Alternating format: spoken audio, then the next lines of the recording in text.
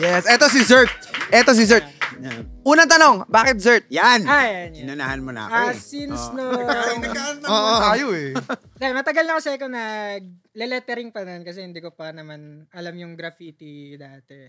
Like, may nakapag-impluensya lang sa akin na mga grupo lang din ng artist dun sa subdivision. Lugar nyo. Saan yung subdivision nyo? Sa Meralco Village. Oh, yan. So, shoutout sa mga Meralco villagers. Taytay Rizal. Okay. Parang nung una nakikita ko lang sila sa sa computer shop nag-upload ng mga Digicam pa noon, Digicam pa yung gamit. Nung hindi pa putok yung scene ng graffiti sa social media.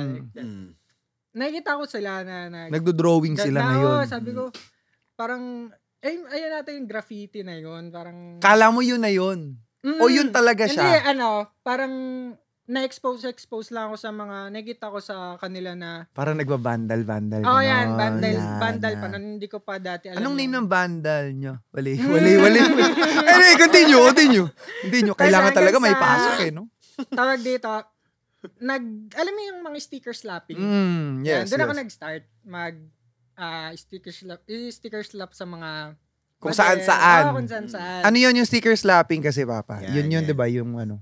Kunyari ako, may sticker ako na MML. Kahit saan ako pumunta, para malaman lang na parang unknown ka sa sticker slapping scene na parang, sino tong bagong sticker na to? May mga ganun may mga ganyan silang labanan eh. Anyway. Pero yan, nung tawag dito, since parang nakikilala nila ako, sino naglalagay niyan? Dati iba pa, hindi pa Zert yung name ko, parang D pa lang, D. Dessert. Well, kilang ata yun, K-H-E-E. Like, parang nag-isip-isip lang ako, kasi wala naman ako. K-H? K-H-E-E. Oo. Pero tawag dito, alam mo, wala pa identity. Tawa na naman si Derek. Wala pa siyang identity, boys. Tapos, one time, parang, nung ni-reach out na ako nung crew na yon, yung una kasi nakikita ka nila na nakikipatong ka sa kanila ngayon. Okay, and then? Bago kasi, sa graffiti scene kasi, like ng mga old school pa, may requirements na ginagawa bago ka makapasok maging graffiti artist? Like dun sa crew, makapasok ka dun sa yan. May ganun? Parang parang kumbaga mag-aambag ka ng mga 1 liter, 2 liters paint, ng whatever. paint. Oh, yes. Tapos gagawa ka nung parang ang tawag sa kanya blockbuster. Like simpleng letters siya na parang kunyari gantong font lang pero isang malaking pader. Kunyari yung crew na yun. Kunyari 20 feet by ganun, parang ganun. Kunyari sali ko sa MML. Bago ako makasali sa MML, kailangan mo muna gumawa ng 2 blockbuster na pyesa. Like malaking MML, let's say malaking ganun. MML para tas pera mo yun. Pera. Pati saan mo gagawin? Ayun, maghahanap ka ng wall niyan. Nung first day ko, di sa bahay ng kagalit mo, kunyari. Nung first day ko, parang syempre, schedule tayo. 6:00 pa lang ng umaga, hanap tayong wall. Meron akong yung 2 tropa ko na since day 1, sila yung nakasama ko.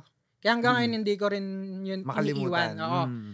Like, medyo naglaylo na sila. Pero ako, since tuloy-tuloy pa rin. Tuloy-tuloy Anyway, pa rin. Yun nga, nung nakahanap ka na ngayon nung 2 wall, ano nangyari doon sa 2 wall? Bago pa kami makahanap ng wall, alam mo simula sa Pure Gold Taytay hanggang Santa Lucia, Cainta, nilakad namin yun. Walk trip para yun. Para maghanap ng wall.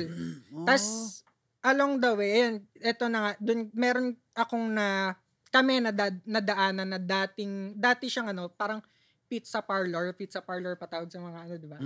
Mga, ayun. Pizzahan. Pizzahan. Yes. Tapos yun, ang pangalan ng shop ko is Pete Zert. Pete Zert siya. Tapos, sabi ko, parang mas ang ganda nung Zert. Yun ba yun talaga? Oo, kaya Pete Zert yun. Yung Zert talaga yung kinuha ko na. Parang, anong spelling? So, dun galing yun? Sa pizza lang. Tapos parang, along the way, parang syempre. Wait, kwento mo sa amin yung nangyari doon sa pinagawa ka ng dalawang malaki. Ginawa mo ba yun? Oo, ginawa. Kasama ko yung dalawang. Doon mo nga sa pizza parlor ginawa yung isa. Hindi, nadaanan ko lang. Kaya nakuha mo yung Oo, Zert. yung Zert Saan na mo name. ginawa ngayon yung malaking ano? Sa may Kaintarin, Karangalan. Parang nag-blockbuster kami nung crew namin. Tapos, nakatatlo nga kami, nahataw kami nun eh. Wala kaming pamasahe. Yun yung mga tawag, no? Hataw, ganun. Andun pa ngayon yun. Wala na. Wala na. Nagkakapatungan kasi kayo, di ba? Yun yung labanan sa street art. Sa graffiti scene na, tawag dito, yung kunyari, nag-tag ka or naggawa ka ng blockbuster sa lugar na yun. Siyempre, yung mga ibang crew, parang patungan nila agad. Patungan nila agad. Na. Tapos, ayun, since 2011 ako nag-start. Tagal na din. Oo, 23rd year high school. 12 years of doing it. Yeah. Kaya, yung mga dati kong piyesa, parang, grabe, nostalgic na lang kung sakaling makikita mo pa sila ulit.